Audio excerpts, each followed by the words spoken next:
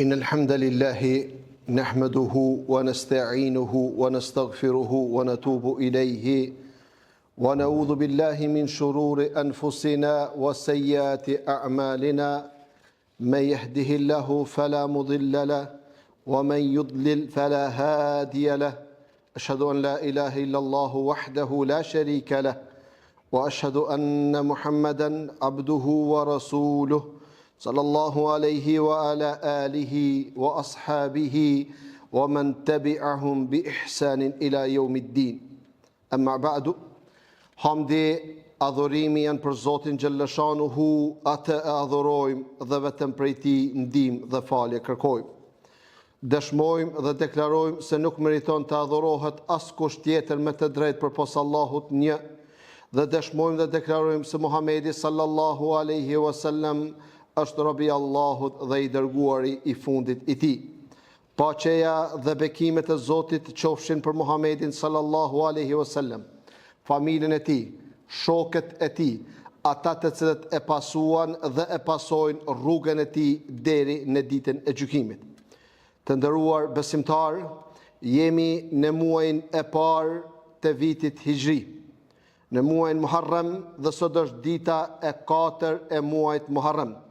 Dhe muaji Muharram është muaji i tretë i shejt rresht, i cili vjen pas muajit Dhul-Qa'da dhe Dhul-Hijja, ku para 1448 viteve ndodhi edhe imigrimi i Muhamedit sallallahu alaihi wasallam nga Mekka në Medinë.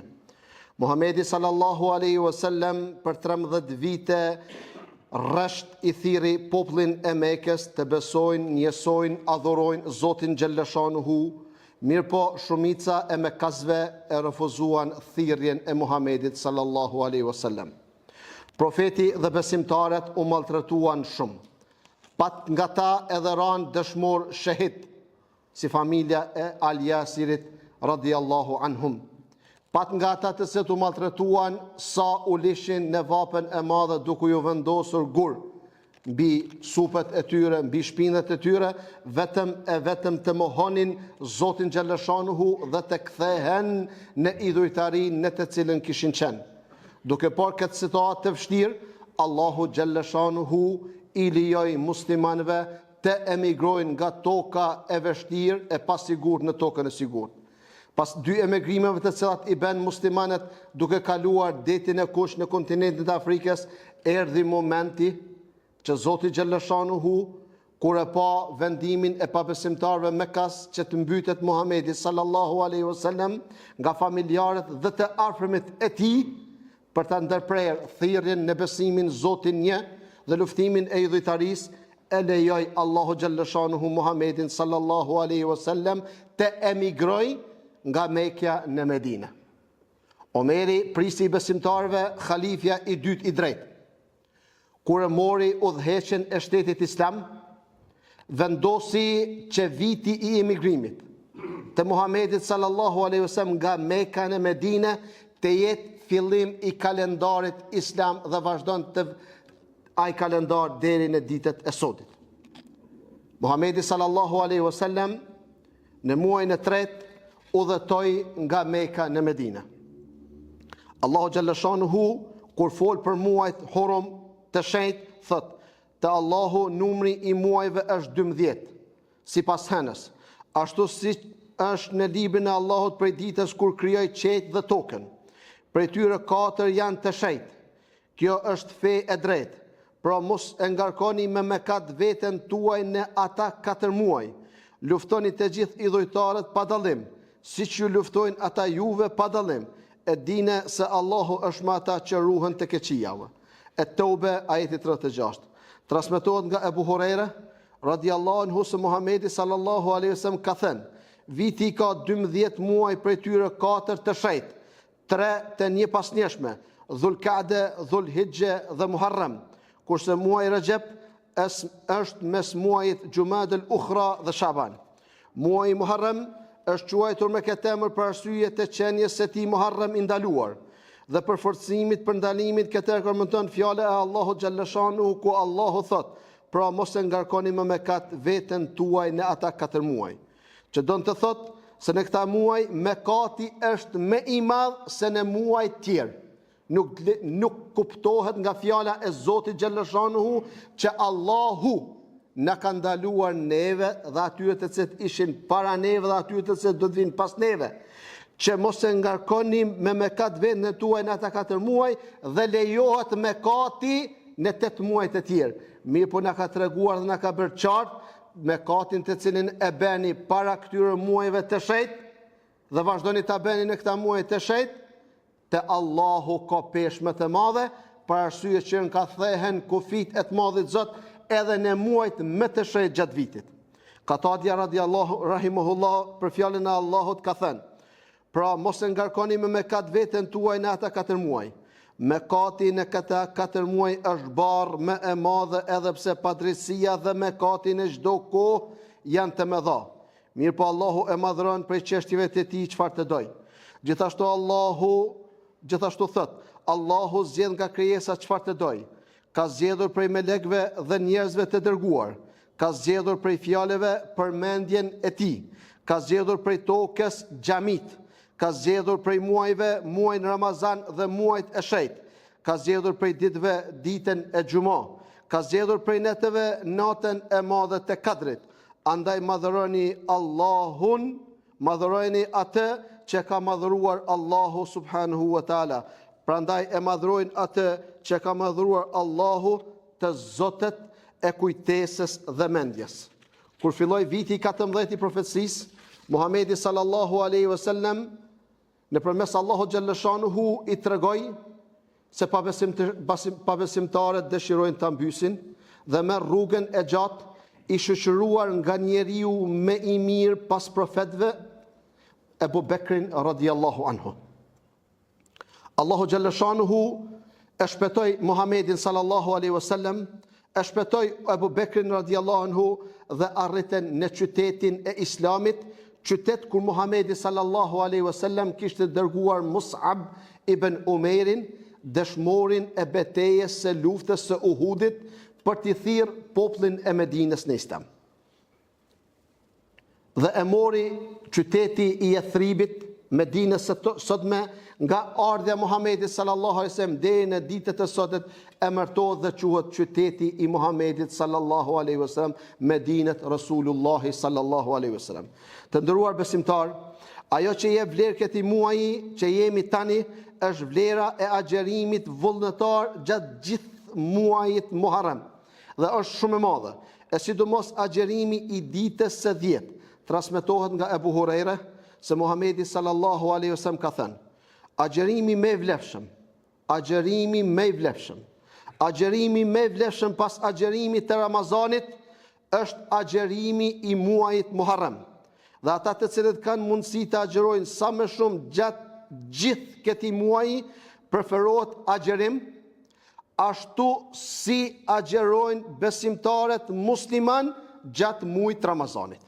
Dhe agjerimi të nderuar besimtar bëhet në këtë formë, duke ndaluar nga ushqimi dhe pija dhe prej gjërave tjera që e prishin agjerimin me njetë prej agimit të mëngjesit, do të kur thirret ezani sabahit deri në perëndimin e diellit.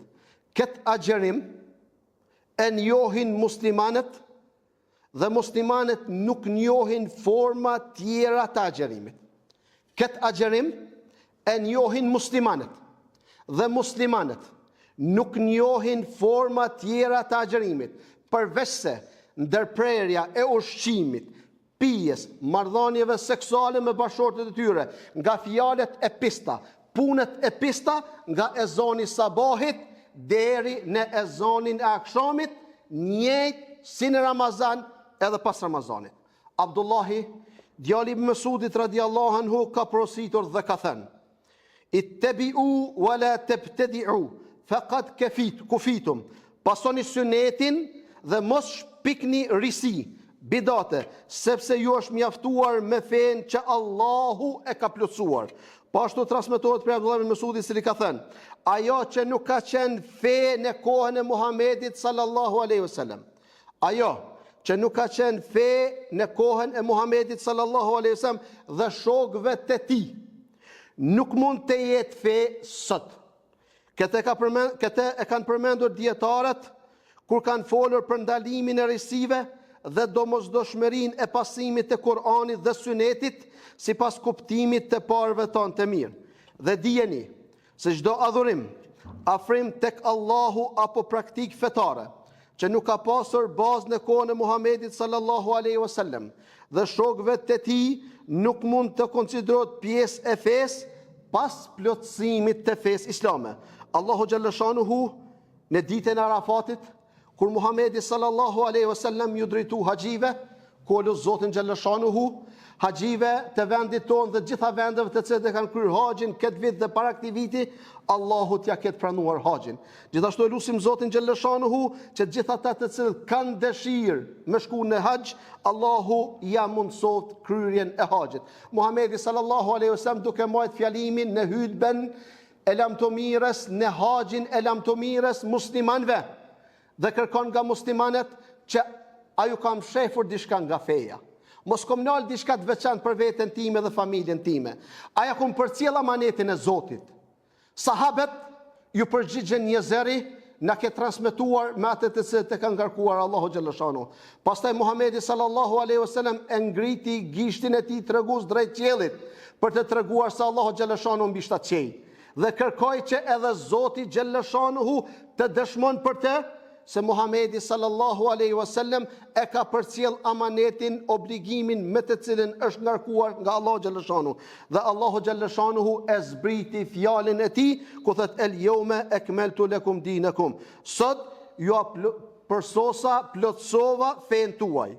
Prandaj feja është e plotë dhe nuk ka nevojë për shtesa apo shpikje në adhurim.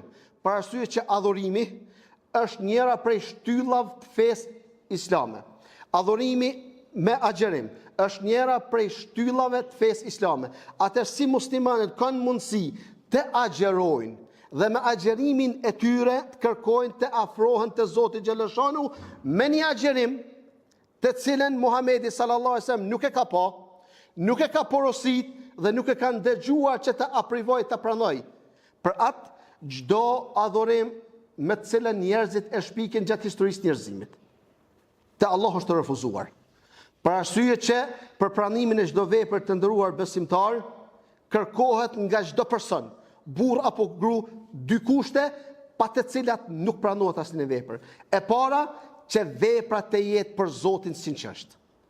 Kjo është kushti i parë. A mjafton që njëti të jetë i sinqert për pranimin e veprës? Nuk mjafton. Vepra e dytë dhe kushti i dytë, që Allahu xhalla shanuhu e kërkon nga çdo musliman dhe musliman që t'i pranohet të jetë sipas traditës Muhamedit sallallahu alaihi wasallam.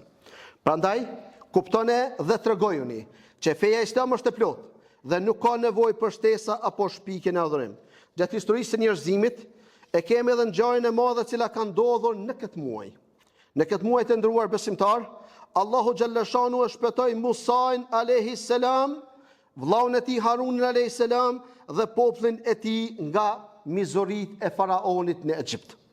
Për këtë transmetohet nga Abdullah ibn Abbasi radhiyallahu anhuma se ka thënë: erdhi Muhamedi sallallahu alaihi wasallam në Medinë dhe i pa çifutët të cilët jetonin 3 fise në Medinë, duke pritur që profeti i fundit të jetë nga mesi i tyre. Jo që ata i kishin besuar profetet të cilët kanë qenë para Muhamedit sallallahu alaihi wasallam, mirë po për të vazhduar rrugën e mohimit, injorimit, mbytjes së profetëve. Kur erdhi Muhamedi sallallahu alaihi wasallam në Medinë, i pa çifutet duke agjëruar ditën e Ashurës dhe tha: "Ç'është kjo?" I thanë: "Kjo është ditë e mirë.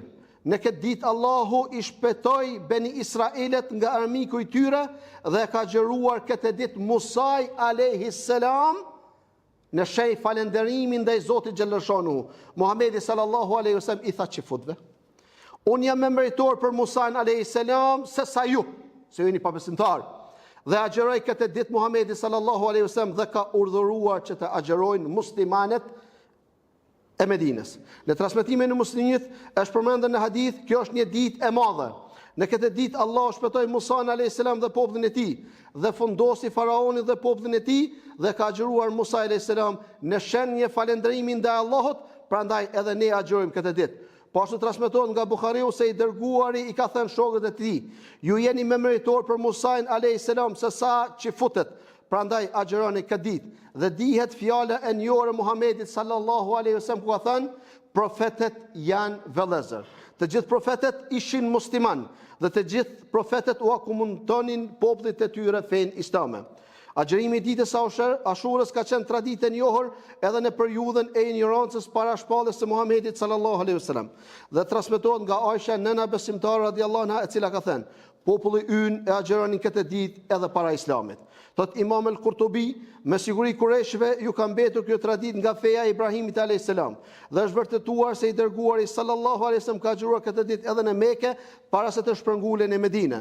Pastaj ka hasër të çifutët të cilët e festonin këtë ditë, gratë e tyre u stolisnin me rrobat e bukura dhe për t'u dalluar besimtarët nga jo besimtarët, i dërguari i Allahut sallallahu alaihi wasallam nuk i alijoi muslimanëve kremtimin e kësaj dite, por i urdhëroi besimtarët me agjerim. Vlera e agjerimit të ditës së Ashurës është vlerë e madhe. Transmetohet nga Ibn Abbas radhiyallahu anhuma se ka thënë, asnjëherë nuk e kam parë të dërguarin sallallahu alaihi wasallam më të kujdesshëm në agjerim se sa për agjerimin e ditës së Ashurës dhe muajit Ramazan. Buhariu. Po ashtu ka thënë i dërguari i Allahut sallallahu alaihi wasallam, me agjerimin e ditës së Ashurës shpresoj tek Allahu të më fal mëkatet e vitit të kaluar. Pra kjo është dhunti i Allahut xhallashanuhu dhe mëshira e tij ndaj besimtarëve, ku për një ditë të agjerimit vullnetar i shlyen gjunat e një viti. Prandaj të jemi sa më të kujdesshëm që mos na kaloj kjo ditë pa agjeruar. Cila është dita e Ashurës? Cila ditë është Ashura? Vetë fjala Ashura në gjuhën arabe do të thotë e 10-ta, pra dita e 10 e muajit Muharram. Është sunet që të agjerohet dita e 9 dhe e 10 e këtij muaji. Transmetohet nga Abdullah ibn Abbas radhiyallahu anhuma, kur agjeroi dërguari i Allahut sallallahu alaihi wasallam ditën e 10 dhe urdhëroi për të agjeruar, i thanë shokët e tij, këtë ditë e madhërojnë çifutët dhe të krishterët, o i dërguari i Allahut. Ai u kthei duke thënë, kur të vi viti i ardhshëm inshallahu e agjerojmë edhe ditën e 9 dhe ditën e 10. Mirë po Muhamedi sallallahu alaihi wasallam në këtë vit vdiq dhe nuk e arriti të agjeron ditën e 9 me ditën e 10 në vitin të cilën lajmëroi. Mëkatet që falen me agjerimin e ditës së Ashurës besimtar është fjala e Imam Nevovit, i cili thotë, me agjerimin e ditës së Ashura falen të gjitha mëkatet e vogla, përpos mëkateve të mëdha. Po ashtu Ibn Taymija thotë, abdesi, namazi, agjerimi i muajit Ramazanit, ditës së Arafatit të cilën e patëm në muajin e kaluar, dhe ditës së Ashurës falen vetëm mëkatet e vogla, ndërsa sa i përket mëkateve të mëdha, përpos veprave të cilat i përmendëm, besimtari duhet penduar me kushtet e pendimit. Parasysh që mëkatet janë mes neve dhe Zotit xhaleshanu dhe mes neve dhe njerëzve. Njerëzve duhet kthyr obligimet tona ndaj tyre, dhe nëse janë borxhe gojore, duhet t'ia kërkojmë halalin para se të vdesim. Ndërsa nëse janë mes neve dhe Allahut xhaleshanu, duhet pendohemi sinqerisht për gabimet të cilat i kemi bërë. Duhet t'ia japim besën Zotit xhaleshanu që nuk do të kthehemi në gabimet të cilat i kemi bërë, dhe do të fillojmë të kryejmë veprat të cilat nuk kemi kryer, siç janë namazi, agjerimi, dhënia e zakatit apo haxhi. Të gjitha këto obligime, në qoftë se muslimani dhe muslimonja i lën, ngarkohet me mëkatet të mëdha në jetën e tij. Ditën e Ashurës këtë vit me lejen e Zotit do ta kemi në ditën e 8 të javës që vjen. Allahun xhaleshanuhu e lutim me na dhënë jetë të gjatë dhe veprat e mira. Zoti na ruaj të gjithëve nga çdo e keqe dhe lutim Zotin xhaleshanuhu të na bëjë të mundur që të jetojmë në Islam dhe të adhursojmë shpirtin duke qenë në Islam. Aqulu qawli hadha astaghfirullah li wa lakum fastaghfiru innahu huwal ghafurur rahim.